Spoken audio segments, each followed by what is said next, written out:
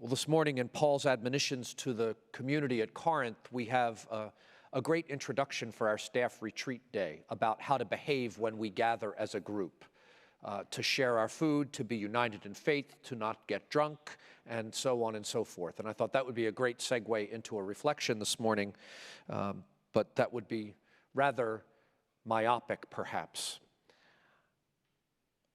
What really moves me today as we celebrate the holy name of Mary is what's echoed in this faith of the centurion, and where we get our prayer before communion today. Lord, I am not worthy that you should enter under my roof.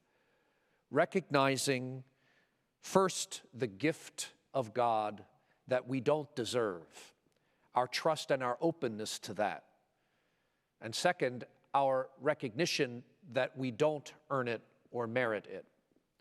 And celebrating the holy name of Mary today, we have the perfect example in her, who recognized that she was unworthy.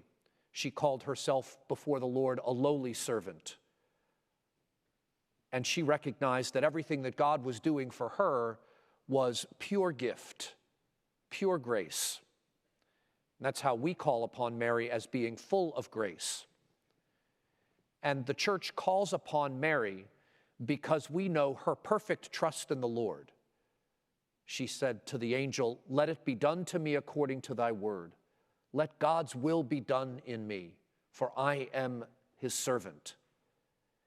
And so Mary not only teaches us about trust, but we can confidently entrust our prayers to her, because we know that she then advocates on our behalf because she trusts in the Lord so perfectly.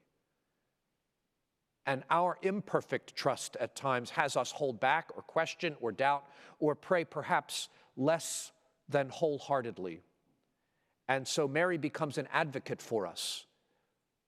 Mary prays with us to the Father. And she's an example to us on how to approach the Lord. And that's how we honor and revere her name as holy. And she becomes a great part of our prayer. Not that we pray to Mary and worship Mary as the Godhead, because she's not. She stands as our advocate and an example, and perhaps the more perfect prayer than we are. And so we have to look to her, because she teaches us such trust.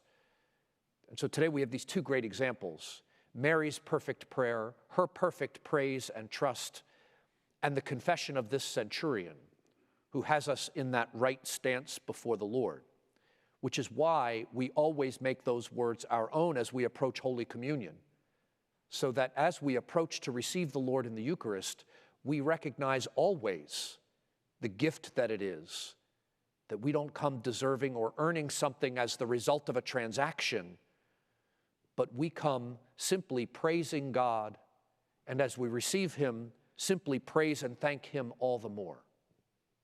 So let's be drawn into that mystery today, following these great examples of trust, of confidence, and absolute perfect surrender to the gifts of God.